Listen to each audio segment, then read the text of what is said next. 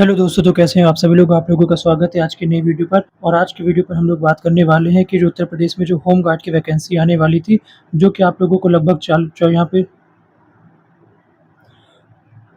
Hello दोस्तों, तो कैसे हो आप सभी लोग। आप लोगों का स्वागत है एक और नई वीडियो पर। और आज की इस वीडियो पर मैं आप लोगों को बताने वाला हूँ जो हम लोगों की यूपी में आने वाली थी होम गार्ड की भर्ती, जो कि हम लोगों की भाई 44,000 से भी ज़्यादा देखने के लिए मिल सकती है। तो इस पर यहाँ पे पूरा जो आप लोग देख सकते हो, शासन का जो आदेश है वो चीज़ यहाँ पे निकल के पूरी आ चुकी है। ये ऑफ़िशियली गवर्नमेंट ने यहाँ पर पूरा चीज़ें बता दी है कि क्या चीज़ें कैसे होने वाली है। तो ये बहुत ही एक बड़ी खबर है, क्योंकि देखो शासन आदेश आ चुका है, इसका मतलब है इस पर जो प्रक्रिया है अब आगे और जल्दी काम करने वाली है। और यहाँ पे जल्दी हम लोगों को नोटिफ़िकेशन भी देखने के लिए मिल सकता है। तो यहाँ पर आइए देखते हैं कि क्या-क्या चीज़ें यहाँ पे है। जैसे क्राइटेरिया क्या है, आप लोगों की एज क्या है, यहाँ पे कितना जैसे हाई स्कूल पास माँगा है। तो सारी चीज़ हम लोग देखेंगे, पेपर कैसा होगा, कितने नंबर का होगा, रनिंग होगी कि नहीं होगी, वेटिंग लिस्ट आएगी कि नहीं आएगी, ये सारी चीज़ें हम लोग यहाँ पर देखेंगे। तो यहाँ पर देखो भाई, सबसे पहले यहाँ पे बात आप लोगों के लिए बड़ी न्यूज़ तो यही है कि भाई शासन आदेश आ चुका है होम गार्ड का। जो लोग इसका वेट कर रहे थे भाई, उनके लिए तो बहुत ही बढ़िया गुड न्यूज़ है। अब यहाँ पे बात आती है कि भर्ती कौन कराएगा। तो यहाँ पर जो यूपी पुलिस, यूपीएसआई, जितने भी यूपी पुलिस के एग्ज़ाम, उत्तर प्रदेश पुलिस भर्ती एवं प्रोन्नति बोर्ड है, तो यहाँ पर वही बोर्ड की तरफ से भी होम गार्ड की वैकेंसी फिलअप की जाएगी। यही की तरफ से नोटिफ़िकेशन आएगा, पूरा यहाँ पे प्रक्रिया की जाएगी। तो यहाँ पर देखो, मैं आप लोगों को पूरा दिखा दे रहा हूँ, ये पूरा पीडीएफ है। मैं आप लोगों को नीचे जो इम्पोर्टेंट चीज़ें हैं जिसका आप लोग सुनने का वेट कर रहे हो, वो भी मैं आप लोगों को पूरा दिखाऊँगा। और जो बाकी जो चीज़ें आप लोगों को ठीक लग रही है, वो आप लोग खुद यहाँ पे वीडियो रोक के पढ़ सकते हो। देखो यहाँ पे सबसे इम्पोर्टेंट चीज़ है, जैसे पात्रता की बात करें तो यहाँ पर जो मानसिक उद्देश्य और दिव्यांग है, उनको होम गार्ड के पदों पर एनरोलमेंट नहीं दिया जाएगा, वो उसके पात्र नहीं होंगे, एनरोलमेंट नहीं दिया जाएगा। फिर यहाँ पे है, अभ्यर्थी उस जनपद का मूल निवासी हो, जिस जनपद के रिक्ति के सापेक्ष आवेदन किया हो। मतलब कि जो ये वैकेंसी आएगी, उसमें हम लोगों का जो जनपद होगा उसके हिसाब से फॉर्म भरा जाएगा। और जिस जनपद पे आप लोग रहते हो, वहीं से आप लोगों का फॉर्म फिलअप होगा। तो ये आप लोग समझ लीजिए किस टाइप का होने वाला है।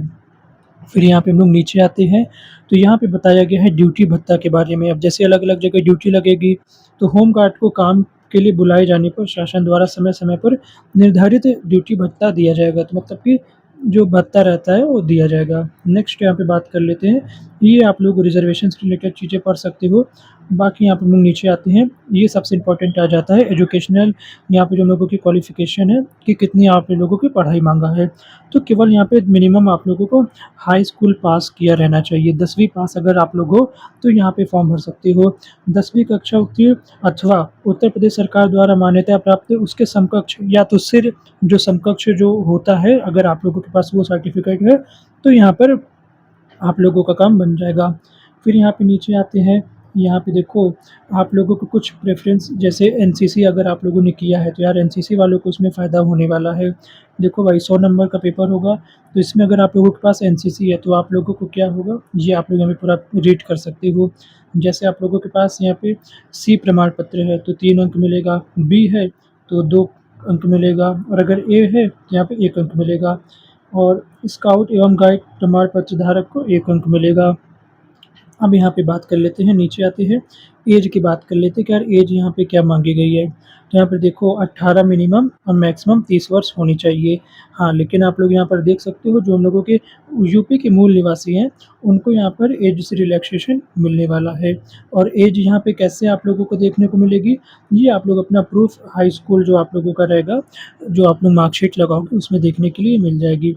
और 1 जुलाई से यहाँ पे डेट आप लोगों की काउंट होगी। कब होगी? जब आप लोगों का एनरोलमेंट, मतलब कि जब आप लोगों का नोटिफ़िकेशन आ जाएगा, तो फिर वहाँ वो जो उस साल की जो 1 जुलाई होगी, वहाँ से आप लोगों की डेट काउंट होगी। और यहाँ पे रिज़र्वेशन वगैरह जब हम लोगों का नोटिफ़िकेशन आएगा, तब हम लोगों को और अच्छे से पूरा सब कुछ पता चल जाएगा कितने साल का है। बाकी यहाँ पे जैसे भूतपूर्व सैनिकों का है, ये आप लोग यहाँ पे वीडियो को रोक के रीड कर सकते हो। यहाँ पर सारी चीज़ें दी गई हैं।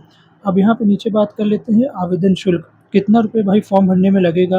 अब ये भाई, ये जो है बोर्ड जब पूरा नोटिफ़िकेशन जारी करेगा, तो बोर्ड ही ये चीज़ बताएगा, क्योंकि उन लोगों ने बस ज़िम्मेदारी देना है उनको बोर्ड को, बोर्ड ही आगे काम पूरा करेगा। तो वो जब नोटिफ़िकेशन आएगा, उसमें आप लोगों को पता चल जाएगा। अब यहाँ पे बात कर लेते हैं, आवेदन पत्र ये हम लोगों ने देख लिया है। लिखित परीक्षा, भाई ये सबसे मेन है कि यार हम लोगों को एग्ज़ाम में क्या-क्या पूछा जाएगा, कितने नंबर का होगा। कितने घंटे का होगा, बहुत इंपॉर्टेंट है ये वाला सेक्शन। तो हम लोगों की जो लिखित परीक्षा होने वाली है, देखो सबसे पहले तो ये हम लोगों का क्लियर हो गया, पेपर ऑनलाइन नहीं होगा, पेपर जो हम लोगों का होगा वो लिखित परीक्षा यानी कि पेपर हम लोगों को ऑफलाइन होगा। देन उसके बाद यहाँ पे सबसे इम्पोर्टेंट बात है कि हम लोगों का जो टाइमिंग होने वाली है, टाइमिंग कितने घंटे की होने वाली है, 2 घंटे का पेपर होने वाला है। और फिर यहाँ पे कितने नंबर का होगा, 100 नंबर का पेपर होगा। अब ये 100 नंबर के पेपर में ये लोग क्या पूछेंगे, तो आप लोग यहाँ पर क्लियरली आप लोगों को मैं दिखा देता हूँ। यहाँ पर आप लोगों का लिखा हुआ है, लिखित परीक्षा एक विषय सामान्य ज्ञान की होगी। मतलब कि शायद पूरा जीएस ही यहाँ पे आप लोगों को देखने के लिए मिलने जा रहा है। यहाँ पे मैंने इसको पूरा हाईलाइट कर दिया, आप लोग देख सकते हो, सामान्य ज्ञान की परीक्षा होने जा रही है। तो यहाँ पे ये चीज़ है, अब आप लोग इसको समझ के अपनी तैयारी कर सकते हो कि आप लोगों का क्या पूछने वाला है। बाकी जो और जो चीज़ें हैं, क्या-क्या मेन इन फ़ोकस रहेगा हिस्ट्री में, ज्योग्राफ़ी में, एनवायरनमेंट, ये सब चीज़ जब नोटिफ़िकेशन आएगा तो यहाँ पे आप लोगों को क्लियर हो जाएँगी। अब यहाँ पे बात कर लेते हैं, नीचे आते हैं। जैसे यहाँ पे नीचे और आते हैं तो ये देखो भाई, सबसे इम्पोर्टेंट कि भाई हाइट क्या ली जाएगी। तो यहाँ पे देखो भाई, पूरा आप लोग जैसे ऊँचाई की बात करें, तो हाइट की बात करें तो आप लोगों का यहाँ पर 168 सेंटीमीटर हाइट है। अब ये किनके लिए है? जनरल वालों के लिए है। और यहाँ पे आप लोग पूरा पढ़ सकते हो, ओबीसी हो गया। और लेकिन अनुसूचित जनजाति के लिए ये अलग से दे रखा है। तो एससी एसटी का भी आप लोग देख सकते हो। और यहाँ पे चेस्ट भी माँगा है, तो भाई एसटी वालों के लिए यहाँ पे कितना है, 160 सेंटीमीटर। यहाँ पे चेस्ट कितना माँगा है, भाई मिनिमम 79 हो और फुलाने पर कितना हो, 84, मतलब 5 सेंटीमीटर का यहाँ पे फुलाव आना चाहिए। हाइट की बात करें तो यहाँ पर ये जो हम लोगों का मेल की हो गई है, और ये जो नीचे हम लोगों का है, ये हम लोगों का फीमेल वाला दे रखा है। तो यहाँ पे हाइट 152 सेंटीमीटर माँगा है। और अगर आप लोग अनुसूचित जनजाति से हैं तो आप लोगों की 147 माँगा है। और यहाँ पे वज़न भी माँगा है दोस्तों, वज़न आप लोग देख सकते हो। महिला अभ्यर्थियों के लिए वज़न भी माना गया है, मिनिमम आप लोगों का वेट 40 केजी का होना चाहिए, और ये दोनों जगह 40 केजी ही दे रखा है। अब यहाँ पे हम लोग नीचे आते हैं। देखो, जब आप लोगों की सबसे पहले तो आप लोग फॉर्म भरोगे, फॉर्म भरने के बाद आप लोगों का क्या होगा, एग्ज़ाम होगा। एग्ज़ाम होने के बाद मेरिट लगेगी, देन उसके बाद आप लोगों का क्या होगा, रनिंग होगी, फिज़िकल होगा, डीवीपीएसटी भी होगा, वो सारे स्टेप भी आप लोगों को क्लियर हो जाएगा जब नोटिफ़िकेशन आएगा। तो यहाँ पे आप लोग देखिए, मेन तो अभी ओवरव्यू पूरा दे दिया गया है कि कैसे क्या-क्या चीज़ें मेन बेसिकली होने वाली हैं। तो यहाँ पे देखो, रनिंग के बारे में भी पूरा बता दिया गया है कि क्या चीज़ें कैसे होने वाली है। तो रनिंग की बात करें तो शारीरिक दक्षता, ये जो है परीक्षा हम लोगों की, इसमें मेल के लिए 4.8 किलोमीटर यानी कि 4800 मीटर है, और टाइमिंग कितनी है, 28 मिनट। 28 मिनट के अंदर हम लोगों को 4800 मीटर राउंड, मतलब जो पूरी दूरी है, डिस्टेंस कवर करनी होगी। और महिला अभ्यर्थियों की बात करें तो 2.4 किलोमीटर और 16 मिनट में। ये बहुत ही ईज़ी है, बहुत ईज़ी है, आराम से कर लोगे। बस आप लोगों को इसमें कम से कम 1 से डेढ़ महीने थोड़ा-सा प्रैक्टिस करनी होगी। डायरेक्ट आप लोग रनिंग पे मत जाया करो, पहले प्रैक्टिस कर लिया करो। अब यहाँ पे नीचे आते हैं, देखते हैं कि भाई इसमें और क्या, हाँ भाई ये देखो, प्रतीक्षा सूची, वेटिंग लिस्ट। तो इसमें क्लियर बोल दिया गया है कि भाई वेटिंग लिस्ट नहीं लगेगी। यार वेटिंग लिस्ट देना चाहिए, अच्छी चीज़ है, बट अब बोर्ड ने पहले देखो क्लियर कर दिया है, तो बाद में हम लोग चाहे जितना बोलेंगे बोर्ड नहीं मानेगा। अब यहाँ पे हम लोग नीचे आते हैं, तो यहाँ पे बाकी जो आप लोगों को पता होगा, फिर आगे जो बेसिक चीज़ें होती है, जैसे मेडिकल होता है, मेडिकल में तरह-तरह की चीज़ें पूछी जाती हैं, मतलब चेक किया जाता है। जैसे फ्लैट फीट हो गया आप लोगों का, आई टेस्टिंग हो गई, यहाँ पे कलर ब्लाइंडनेस हो गया, वो सब टेस्ट यहाँ पे रहता है। फिर उसके बाद यहाँ पे बात करें तो चरित्र सत्यापन रहता है, वो सब रहता है। तो यहाँ पे बस इतना ही जो मेन हम लोगों का इम्पोर्टेंट चीज़ें थी। आप लोगों ने देखा, आप लोगों का मेन हाई स्कूल होना चाहिए, हाइट होनी चाहिए, और यहाँ पे चेस्ट वेस्ट तो फिर बाद में आप लोग तैयार कर लोगे, रनिंग कर लोगे। मेन यहाँ पे आप लोगों का जो है, पहले आप लोग देखो आप लोगों की हाइट है कि नहीं है। हाइट अगर होती है और आप लोगों का इंटरेस्ट है, तो आप लोग इसको फिर जब आएगा तो मैं वीडियो बनाकर बता दूँगा।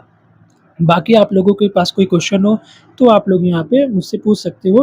तो आप लोगों की हाइट होनी चाहिए, आप लोग 10th यहाँ पे पास किए रहने चाहिए, बस सिंपल। आप लोग फिर इस फॉर्म को आगे भर पाओगे, आगे जो चीज़ें हैं फिर जब नोटिफ़िकेशन आएगा क्लियर हो जाएँगी।